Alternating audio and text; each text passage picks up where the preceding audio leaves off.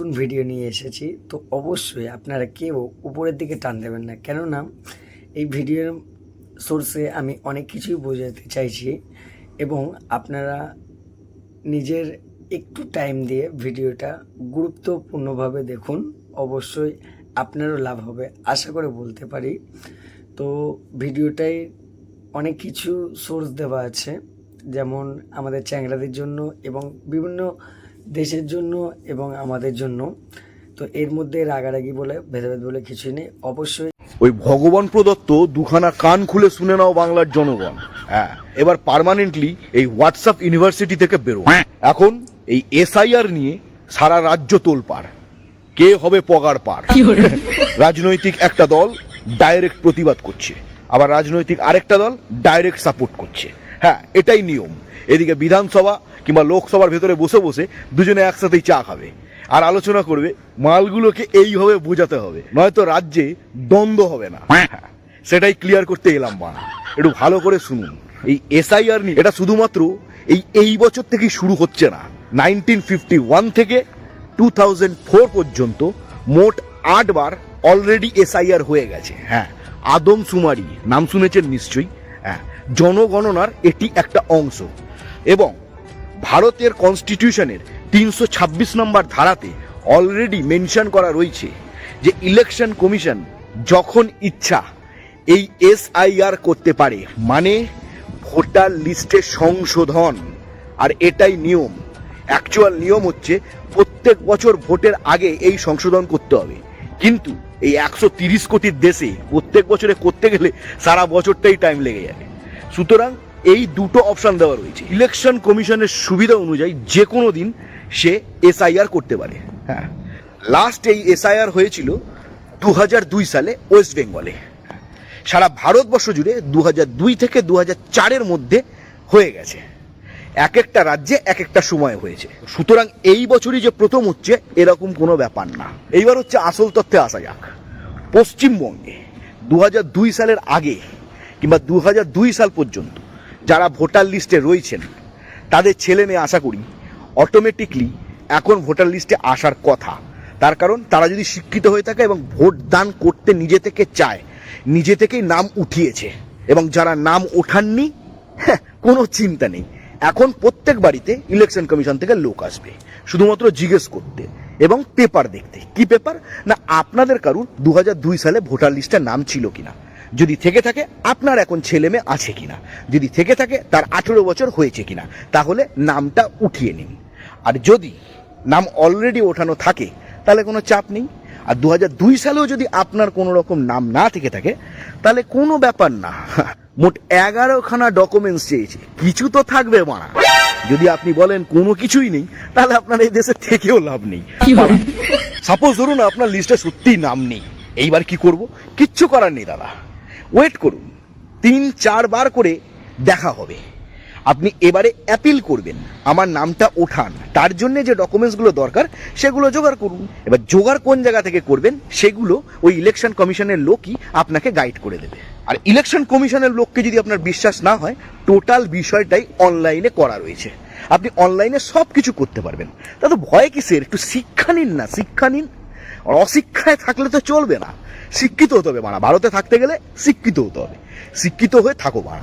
এইবার প্রশ্নটা আসছে ওই মতুয়া আর মুসলিমদের নিয়ে। হ্যাঁ, মতুয়া এমন একটা সম্প্রদায় যেটা প্রত্যেক বাঙালির জানা উচিত। বিদ্যাসাগর এবং রাজা রামমোহনের লেভেলের শিক্ষিত মানুষ মতুয়া সম্প্রদায় রয়েছে। তারা বাংলা ভাষা এবং বাংলা শিক্ষার জন্যে যা যুদ্ধ লড়াই করেছেন তা বাংলার ইতিহাস থেকে লুকিয়ে ফেলা হয়েছে।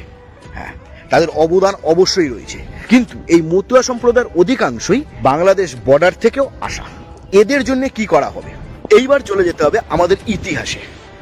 আমাদের দেশ কোন কোন দেশ নিয়ে ছিল? ভারতবর্ষ, পাকিস্তান, বাংলাদেশ, ভারত, টোটালটা ছিল ভারতবর্ষ। 1946 কিংবা 47-এর আগে টোটালটাই কিন্তু ভারত ছিল। পরে বাংলাদেশ হয়েছে। কিসের ক্ষেত্রে হয়েছে? ধর্মের ভিত্তিতে। হিন্দু আর মুসলিম না, কিন্তু বাদবাকি আরো 5টা ধর্ম প্লাস মুসলিম। মুসলিমদেরকে আলাদা করা হয়েছে। হিন্দু, বৌদ্ধ, পারসি, খ্রিস্টান এরাও কিন্তু ভারতীয়।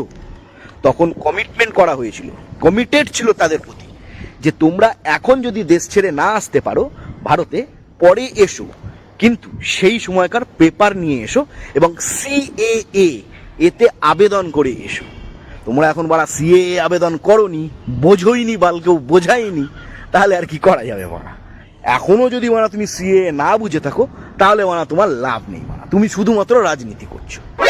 যদি তোমার কাছে এখনো পর্যন্ত বাংলাদেশ থেকে ভারতে এসে থাকার কোনো প্রমাণ না থেকে থাকে, সিএএ তে অ্যাপ্লাই করো এবং ভারতীয় জনগণ হিসাবে স্বীকৃতি লাভ করো। যদি তোমার কাছে প্রপার পেপারটা থেকে থাকে, তাহলেই তোমাকে ভারতীয় জনগণ হিসাবে মেনে নেওয়া হবে। এটা বাদ বাকি 5টা ধর্মের জন্য। এবার মুসলিমরা ভয় পাচ্ছে, তাদেরকে তাড়ানোর চেষ্টা করছে। না, আপনাদেরকে তাড়ানোর চেষ্টা করা হচ্ছে না। দেশ ভাগের সময় বলা হয়েছিল যে যারা যারা ভারতে থাকতে ইচ্ছুক তারা থাকবে, শুধুমাত্র ধর্মের ভিত্তিতে দেশ ভাগ হচ্ছে। মুসলিমরা ওই দেশে যাবে, বাদবাকিরা এই দেশে থাকবে। যে মুসলিমরা এই দেশে থেকে গেছিল তারা কিন্তু ভারতের জনগণ। এখন যদি কোনো বাংলাদেশি মুসলিম, অ্যাকচুয়ালি পশ্চিমবঙ্গ নিয়ে কথা হচ্ছে তো, তাই জন্য তার পার্শ্ববর্তী দেশ বাংলাদেশ নিয়ে কথা বলবো। বাংলাদেশ থেকে যদি কোনো মুসলিম ভারতে এসে থাকে, তাহলে তারও প্রমাণপত্র ভারতের কাছে রয়েছে। এ রাজ্যে নেই তো কি হয়েছে, অন্য রাজ্যে নিশ্চয়ই আছে, কোনো না কোনো জায়গায় তো আছে, সে যদি ভারতীয় হয়ে থাকে। আর বাংলাদেশও একটা টাইমে ভারত ছিল, তো সুতরাং সেই পেপারও তার চলবে, কিন্তু তার জন্য ভারতের নাগরিকত্ব নেওয়ার জন্য সিএএ তে অ্যাপ্লাই করতে হতো। করনি, এখন করো। এবং মুসলিম যদি হও, তাহলে তোমার জন্য আলাদা নিয়ম। তোমাকে পারমিশন নিতে হবে তুমি ভারতে থাকার যোগ্য কিনা। যদি তুমি যোগ্য হও, তুমি যদি ব্যবসার খাতিরে এখানে এসে থাকো, যদি পড়াশোনা করতে এখানে এসে থাকো, তাহলে তুমি অবশ্যই এখানকার বাসিন্দার স্বীকৃতি পাবে। এটাই হচ্ছে স্যারের মেন উদ্দেশ্য, এসআইআর এর মেন উদ্দেশ্য। নাগরিকত্ব যদি তোমার না থেকে থাকে, তাহলে এখন নতুনভাবে নাগরিকত্ব নাও। আর যাদের কাছে কোনো পেপারই নেই, কিছুই নেই, তোমার কাছে কাস্ট সার্টিফিকেট আছে না, নেই, তোমার কাছে বার্থ সার্টিফিকেট আছে না, নেই, তুমি মাধ্যমিক পাস করেছো না, পড়াশোনাই করিনি, তোমার কাছে ভোটার, প্যান কার্ড, আধার কার্ড কিছু আছে, সেই সূত্র ধরে তারা তাদের বংশধরকে খুঁজে বার করবে। শুধুমাত্র তুমি চলে এলে, তুমি একটা ভোটার কার্ড, একটা প্যান কার্ড, একটা আধার কার্ড করে নিলে, সব হচ্ছে, চারিদিকেই হচ্ছে নকল। কিন্তু সেই সূত্র অনুযায়ী তোমাকে ব্লাড রিলেশন দেখাতে হবে। এই যে তুমি বাপের নাম এটা দিয়েছো কিংবা মায়ের নাম ওটা দিয়েছো, আদৌ সেটা কিনা সেটাই দেখা হবে। তার কারণ তুমি যদি ভারতীয় নাগরিক হতে থাকো, তাহলে অবশ্যই ভারতের কোনো না কোনো জায়গায় তোমার বাবা মার নাম থাকবে। আর যারা 2002 সালের পরে এসছো, তারা নতুনভাবে সিএ অ্যাপ্লাই করো, ব্যাস মিটে গেল। কেউ কোথাও যাবে না ভাই, শুধুমাত্র ভয় দেখানো হচ্ছে। এগুলো কাজ করাও আর শিক্ষিত হও, প্রকৃত শিক্ষিত হও, প্রকৃত স্বীকৃত হও, বুঝেছো? তুমি যদি শিক্ষিত না হয়ে থাকো, সেটা তোমার দোষ না, তোমাকে শিক্ষিত করা হবে। তাহলে তুমি তোমার কোনো এলাকার শিক্ষিত লোকের কাছ থেকে আইডিয়া নাও। এখন যদি তুমি শিক্ষিত লোকই না চিনতে পারো, তাহলে তোমার বেঁচে থেকেও লাভ নেই। আর সব থেকে বড় কথা, যেসব চ্যাংড়া মালগুলো, 18 থেকে 33 বছরের বয়স পর্যন্ত মালগুলো, ফ্রি অ্যাডভাইস দিচ্ছি, রেলের ফর্ম বেরিয়েছে 18 থেকে 33 বছর বয়সে। হ্যাঁ, যারা এইচএস পাস করেছো, যারা গ্র্যাজুয়েট হয়েছো, তারা আবেদন করে দাও, মারাত্মক চাকরি হবে, প্রচুর চাকরি। স্টেশন মাস্টার থেকে শুরু করে টিটিই থেকে শুরু করে প্রচুর লেভেলের চাকরি রয়েছে। আর সব থেকে বড় কথা, পুরো রেলের পরীক্ষাটা বাংলায় হচ্ছে মারা। হ্যাঁ, কোনো হিন্দি ইংলিশের জায়গা নেই। সুতরাং এই শেয়ার নিয়ে কোনো মাথা বেশি না ঘামিয়ে যা হওয়ার তা হবে। যে ফেসে গেছে সে ফেসে গেছে, যে যার কাছে কিছু নেই সে বেকার বেকার ভয় পাচ্ছে। তারও হবে, অপেক্ষা করলে তারও হবে। এখানে ভয় পাওয়ার কোনো ব্যাপার নেই, এটা বরঞ্চ ভালো হচ্ছে, এটা আরো ভালো হচ্ছে, এটা মাথায় রাখুন। কারুর কোনো বিপদ আসবে না, কিচ্ছু হবে না।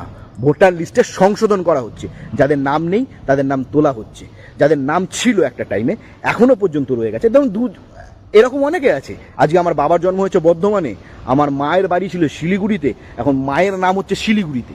বর্ধমানের ভোটার লিস্টে নাম নেই বলে তাকে বার করে দেবে সেরকম কোনো ব্যাপার নেই, শিলিগুড়ি লিস্টে আছে। এবার আমার জন্ম হয়েছে কলকাতায়, আর মেরেছে তাহলে বর্ধমানের লিস্টে আমার নাম কি করে থাকবে? থাকবে না। কিন্তু কলকাতার লিস্টে অবশ্যই থাকবে, পুরো ভারতবর্ষ জুড়ে থাকবে, কোনো চিন্তা নেই, কেউ কোথাও যাচ্ছ না, শুধুমাত্র শিক্ষিত হও বানা। আর ওই বললাম, রেলের ফর্মটা ফিল আপ করো, চাকরি করে খাও বানা, ট্যাক্স দাও, এই দেশের নাগরিকত্ব নাও।